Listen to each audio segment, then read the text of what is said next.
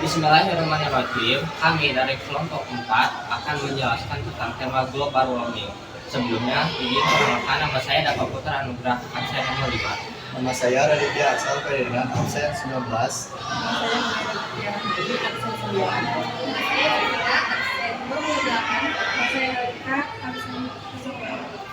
Setelah itu, kita lanjut langsung saja kepada materinya.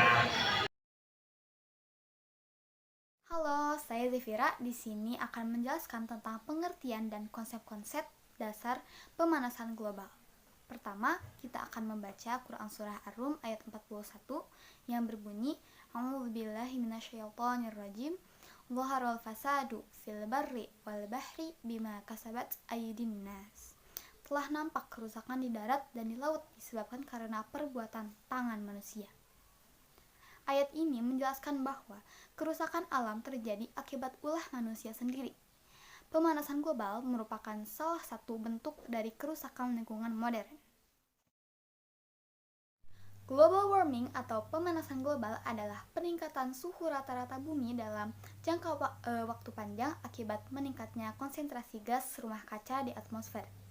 Menurut IPCC, penyebab utama kenaikan suhu ini sejak abad ke-20 adalah aktivitas manusia seperti pembakaran bahan bakar fosil, industri, dan deforestasi. Data pengamatan dari NASA dan NOAA menunjukkan tren kenaikan suhu global yang konsisten sejak akhir 1800-an. Efek rumah kaca alami adalah proses alami di mana gas-gas tertentu di atmosfer menahan sebagian panas matahari sehingga suhu bumi tetap hangat dan layak dihuni. Tanpa proses ini, suhu rata-rata bumi diperkirakan sekitar minus 18 derajat Celcius, terlalu dingin bagi kehidupan seperti sekarang. Efek rumah kaca berlebih terjadi ketika jumlah gas rumah kaca meningkat drastis akibat aktivitas manusia. Kondisi ini membuat panas terperangkap lebih banyak dari seharusnya sehingga suhu global naik cepat. Menurut laporan United Nations, peningkatan ini berkontribusi pada perubahan iklim, mencairnya es kutub, kenaikan permukaan laut, dan meningkatnya kejadian cuaca ekstrim. Gas rumah kaca adalah gas di atmosfer yang mampu menyerap dan memancarkan kembali panas sehingga mempengaruhi suhu bumi. Beberapa gas utama meliputi yang pertama ada karbon dioksida atau CO2. Sumber utamanya berasal dari pembakaran bahan bakar fosil, kendaraan bermotor, pembangkit listrik, dan penebangan hutan. Gas ini merupakan penyumbang terbesar pemanasan global karena jumlahnya paling banyak di atmosfer. Yang kedua, ada metana atau CH4, dihasilkan dari aktivitas peternakan, sawah, tempat pembuangan sampah, dan produksi energi. Walau jumlahnya lebih sedikit, kemampuannya menahan panas jauh lebih kuat daripada CO2. Yang ketiga, ada dinitrogen oksida atau NO2, berasal dari penggunaan pupuk kimia, pembakaran biomasa, dan aktivitas industri. Gas ini memiliki efek pemanasan yang sangat kuat per molekulnya. Yang keempat, ada klorofluorokarbon atau CFC, gas buatan manusia yang dulu banyak dipakai pada pendingin dan aerosol.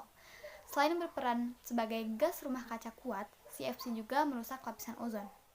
Pemanasan global terjadi karena keseimbangan alami efek rumah kaca yang terganggu akibat meningkatnya gas rumah kaca akibat aktivitas manusia. Pemahaman konsep dasar ini nantinya akan menjadi fondasi kita untuk mempelajari tentang penyebabnya, dampaknya, dan solusi untuk mengatasinya. Selanjutnya ialah penyebab kimiawi pemanasan global. Yang pertama ialah reaksi pembakaran bahan bakar fosil. Pemanasan global secara kimiawi terutama disebabkan oleh pembakaran bahan bakar fosil seperti bensin, batu bara, dan gas alam.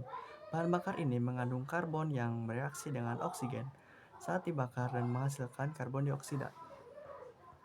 Lalu yang kedua ialah sumber emisi gas rumah kaca.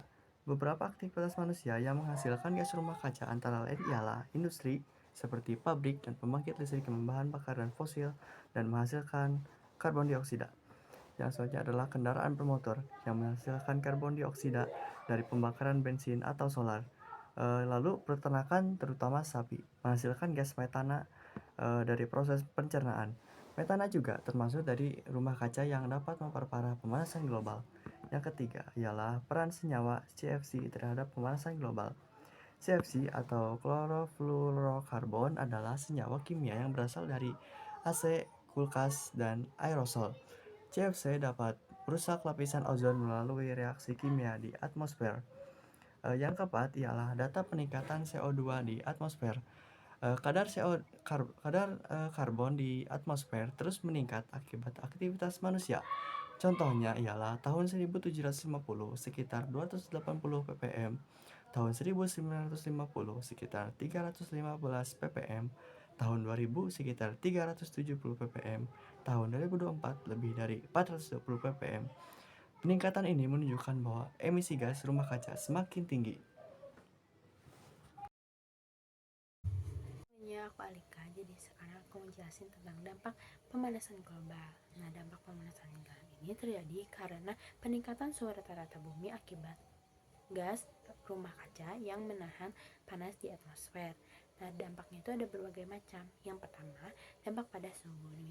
Suhu rata-rata global meningkat.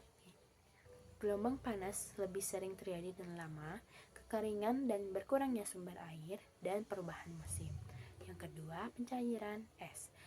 Es di Antartika dan gletser mencair lebih cepat. Habitat hewan di kutub berkurang, juga mengganggu keseimbangan arus laut dan ekosistem. Nah, yang ketiga ada kenaikan permukaan laut. Pencairan es dan pemuaian air laut karena panas dan juga sering terjadi banjir di wilayah pesisir dan juga tenggelamnya pulau-pulau kecil, intrusi air laut ke air tanah. Dan yang keempat ada perubahan iklim ekstrim. Badai dan hujan ekstrim yang sering meningkat, kekeringan yang panjang, kebakaran hutan yang lebih sering, perubahan pola angin dan curah hujan. Nah, dan selain itu ada dampak pada makhluk hidup dan kesehatan. Yang pertama ada terhadap lingkungan, kepunahan spesies, juga kerusakan habitat dan gangguan rantai makanan. Yang kedua ada kesehatan manusia, penyakit yang sering terjadi akibat panas, penyebaran penyakit yang menular, juga krisis pangan dan air, gangguan pernapasan akibat polusi. Assalamualaikum warahmatullahi wabarakatuh. Saya Humaira Zakia Rahmani akan menjelaskan mengenai materi keempat, yaitu solusi dan peran kimia dalam mengatasi global warming. Kimia bukan sekedar penyebab polusi, ia adalah kunci utama untuk merancang masa depan yang lebih dingin. Untuk mengatasi pemanasan global, peran kimia berfokus pada mengubah cara kita memproduksi energi dan bagaimana kita menangani limbah gas rumah kaca. Berikut adalah beberapa solusi ilmiah utama yang sedang dikembangkan oleh para ilmuwan.